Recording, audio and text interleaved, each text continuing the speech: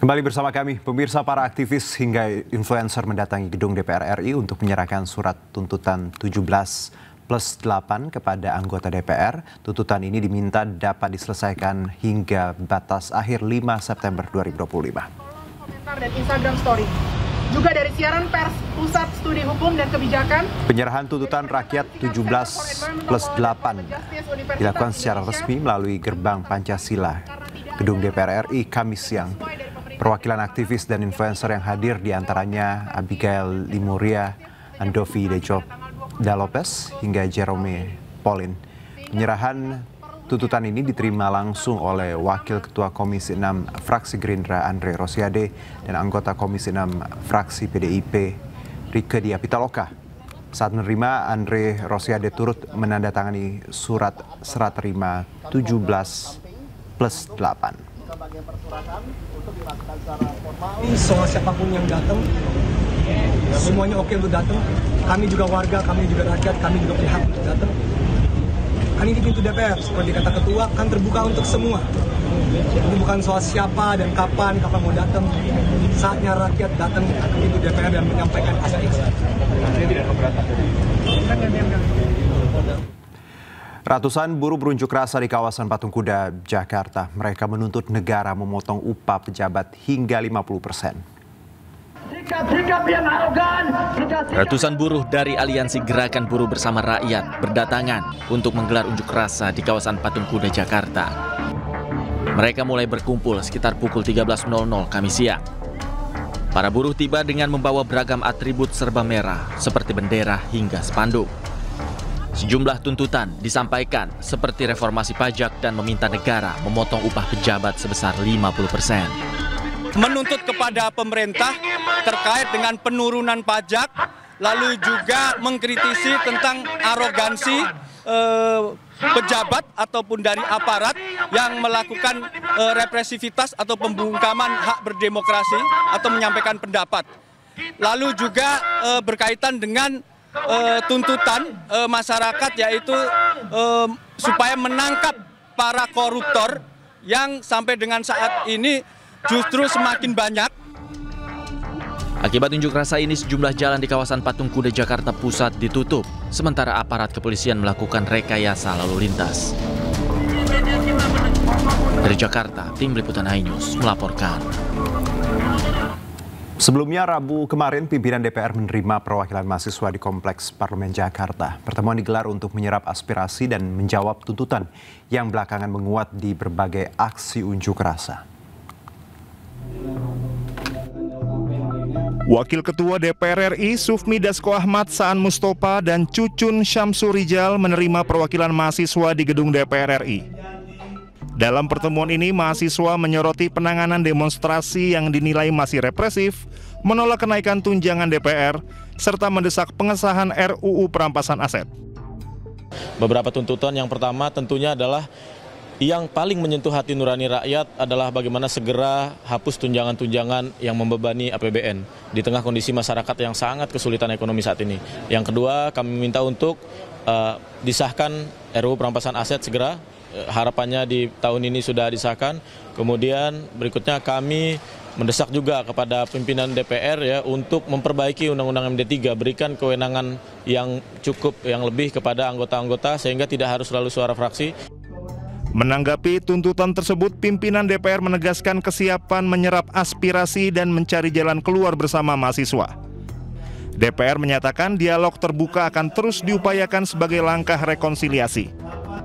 Selaku pimpinan DPR, kami menyatakan permohonan maaf atas kekeliruan serta kekurangan kami sebagai wakil rakyat dalam menjalankan tugas dan fungsi mewakili aspirasi masyarakat yang selama ini menjadi tanggung jawab kami. Tentunya permintaan maaf ini tidak cukup tanpa evaluasi dan perbaikan secara menyeluruh, dan akan dilakukan dalam waktu yang sesingkatnya.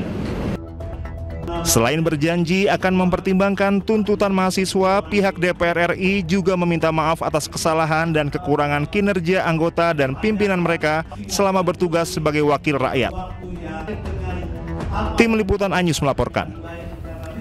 Kepala Badan Pengendalian Pembangunan dan Investigasi Khusus Bappisus dan Kepala BIN dipanggil Presiden Prabowo ke Istana Kepresidenan Jakarta Kamis siang.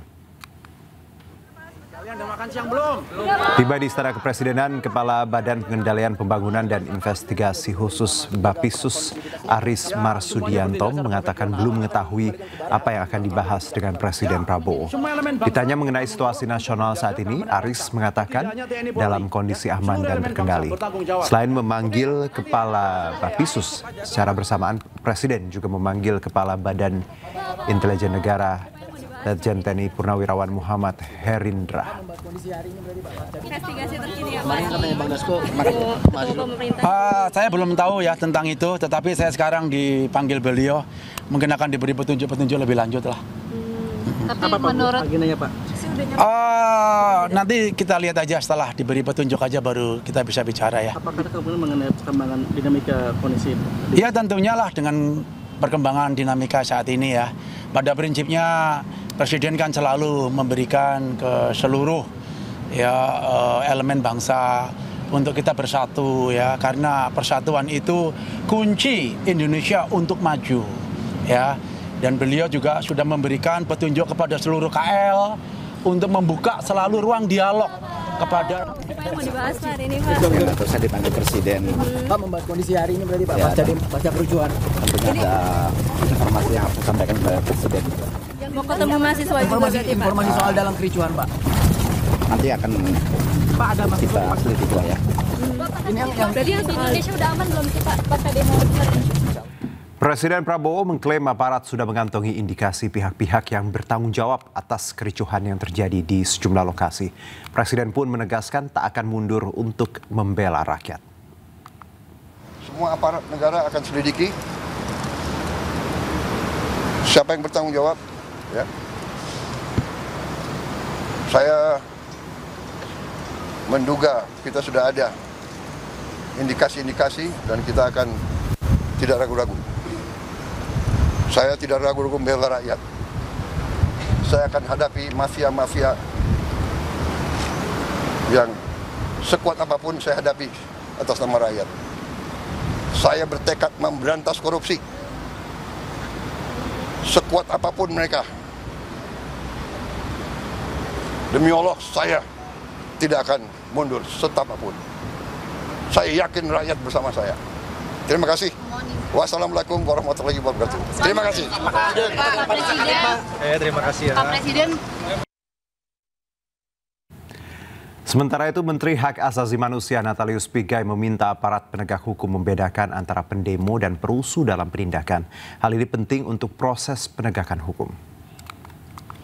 Kami meminta kepada aparat penegak hukum untuk harus secara tegas dan jelas membedakan dan memisahkan para pengunjuk rasa dan perusuh.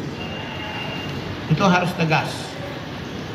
Mana yang masuk kategori pengunjuk rasa dan mana yang masuk kategori perusuh. Pembeda ini penting karena hari ini kami mendapatkan informasi bahwa beberapa para demonstran maupun juga mereka yang perusuh sedang diamankan di institusi kepolisian. Treatment atau penegakan hukum juga harus dibedakan bagi mereka yang demonstran atau pengunjuk rasa, harus dibedakan dengan bagi mereka yang perusuh atau perbuatan melawan hukum. Pemirsa, media sosial tengah ramai dengan tren foto profil Brave Pink Hero Green bukan tanpa alasan. Kedua warna ini merupakan wujud solidaritas, perlawanan dan harapan yang lahir dari gelombang demonstrasi beberapa waktu lalu.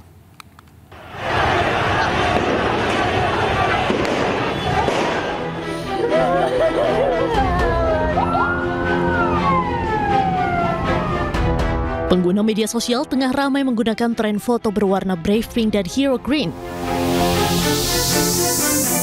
Kedua warna ini menjadi bagian gerakan solidaritas dan aspirasi rakyat Indonesia menghadapi berbagai isu politik terkini. Di balik dua warna tersebut, tersimpan dua cerita heroik yang menjadi pemantik kanvas perlawanan damai generasi digital Indonesia.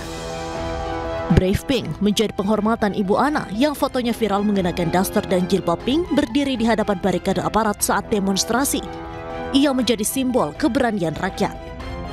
Sementara itu, Hero Green menjadi simbol duka sekaligus penghormatan bagi almarhum Alvan Kurniawan yang meninggal di tengah kericuhan saat unjuk rasa terjadi. Warna hijaunya kini menjadi lambang kepahlawanan kaum pekerja. Gerakan ini dengan cepat berkembang di media sosial dan menghiasi media sosial para tokoh publik. Semua serempak mengenakan warna pink dan hijau sebagai pernyataan sikap, seolah cara mereka berkata, kami melihat, kami mendengar, dan kami berdiri bersama. Tokoh nasional yang tergabung dalam Gerakan Nurani Bangsa menyampaikan pesan kebangsaan. Para tokoh ini berharap pemerintah mendengar 17+8 tuntutan rakyat.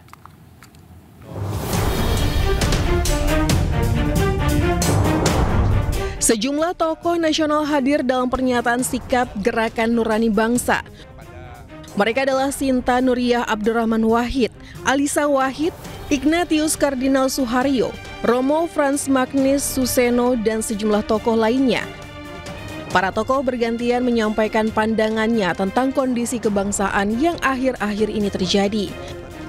Alisa Wahid meminta pemerintah mewujudkan keadilan ekonomi dan kesejahteraan. Segera diwujudkan, kalau tidak oksigennya makin lama makin menipis. Gerakan Nurani Bangsa menyampaikan pandangan menyikapi situasi yang terjadi di Indonesia. Pemerintah diminta mendengar gagasan, pemikiran dari tokoh bangsa. Tim Liputan